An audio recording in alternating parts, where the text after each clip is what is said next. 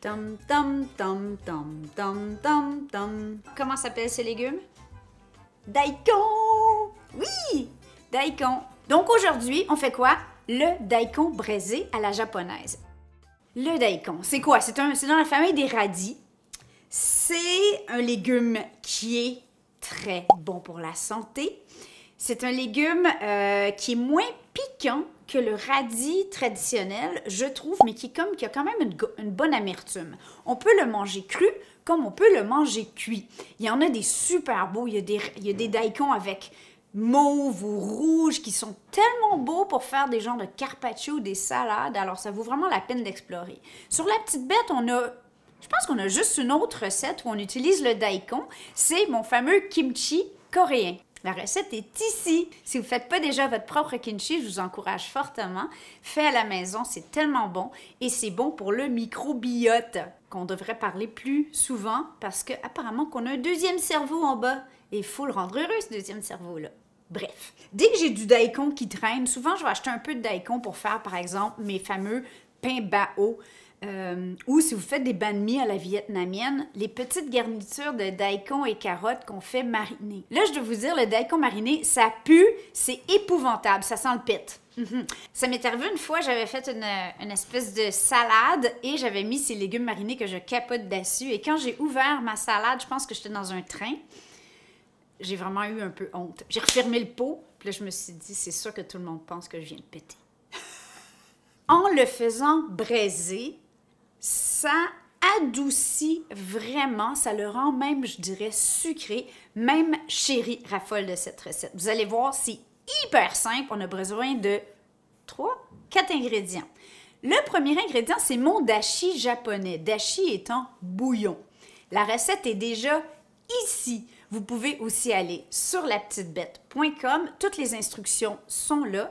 C'est super le fun et hyper important de savoir faire son dashi japonais dès qu'on fait une recette japonaise. Sinon, ça se vend en petits sachets, mais c'est pas la même qualité. C'est beaucoup plus goûteux, mais vous vous doutez qu'il y a un petit ami à 3 lettres, MSG, dans ces sachets. Pour faire le dashi japonais, la recette est déjà là, je vous l'ai dit, mais vous allez avoir besoin seulement de 2 ingrédients, bonite et algues kombu. Moi, ce que je fais, c'est que j'en fais au moins 1 litre à la fois et je le congèle en cubes à glaçons. Dashi, c'est un gros daikon. Je suspecte qu'il est trop gros pour le poêlon. Ce qu'on va faire, c'est qu'on va l'éplucher. Vous n'êtes pas obligé, si votre daikon est bio, la pleure se mange. Et ensuite, on va le couper environ 2,5 cm ou 1 pouce en grosses lanières.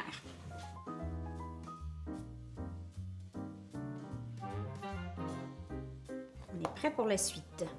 Et ça se mange comme ça. Moi, j'adore. Petit peu, c'est vraiment... On sent tout de suite que c'est la famille du radis. OK, prochaine étape, très simple. Écoutez, moi, je mets l'équivalent de 100 ml de dashi. Peut-être un peu plus que ça. Je dirais une demi-tasse, donc 125 ml. On va le faire fondre. On va ajouter sauce tamari et mirin. Là, le mirin, il y a des qualités de mirin. Et le mirin, c'est un peu sucré. Ça amène un umami extraordinaire. Donc, entre sauce tamari et mirin. Et dans ce bouillon, ça va réduire. OK? Donc, on va faire cuire notre daikon braisé dans le bouillon et on va retirer le couvercle et laisser braiser comme ça au moins une demi-heure jusqu'à ce qu'il n'y ait plus de liquide. Et vous allez voir, le daikon va prendre une belle couleur caramélisée.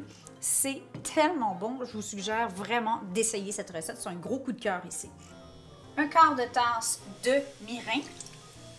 La moitié d'un quart de tasse, donc 30 ml de sauce tamari. On va venir couvrir d'eau jusqu'à ce qu'on soit à la même hauteur que nos daikons. Voilà. Comme vous voyez, la petite bête n'a pas nécessairement les talents musicaux. C'est pour ça que je cuisine. Génial, ces trucs-là, en passant, c'est des couvercles universels. Qu'est-ce que je disais donc? Ah ouais! On est quel jour là? Ah ouais! OK, on amène à ébullition, on réduit le feu, on couvre pour 20 minutes. environ. Après 20 minutes, on retire le couvercle, on s'assure que ça continue à mijoter, mais en bouillonnant un peu, il faut quand même qu'il y ait une certaine activité. Et là, on surveille, on va virer nos rondelles de daikon et on va finir jusqu'à ce qu'il reste presque plus d'eau dans le poêlon. Et c'est tout!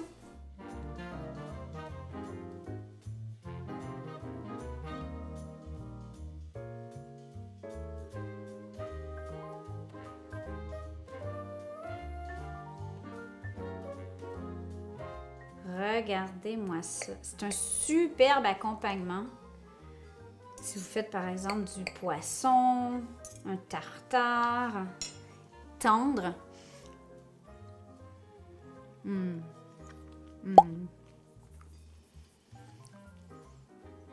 Ça adoucit totalement le daikon. On perd l'amertume. C'est savoureux, c'est goûteux. C'est bon pour vous. Alors, j'espère que vous allez essayer ça. J'espère que ça va vous encourager à essayer de cuisiner le daikon. Vous nous dites en commentaire si vous aimez ça, si vous allez le tester et si vous n'en trouvez pas par chez vous. Sinon, ça se pousse au potager, ça. On vous aime! Ciao, ciao les kikis! En passant, il n'y a pas de vidéo la semaine prochaine. On est en vacances! I left my heart in San Francisco.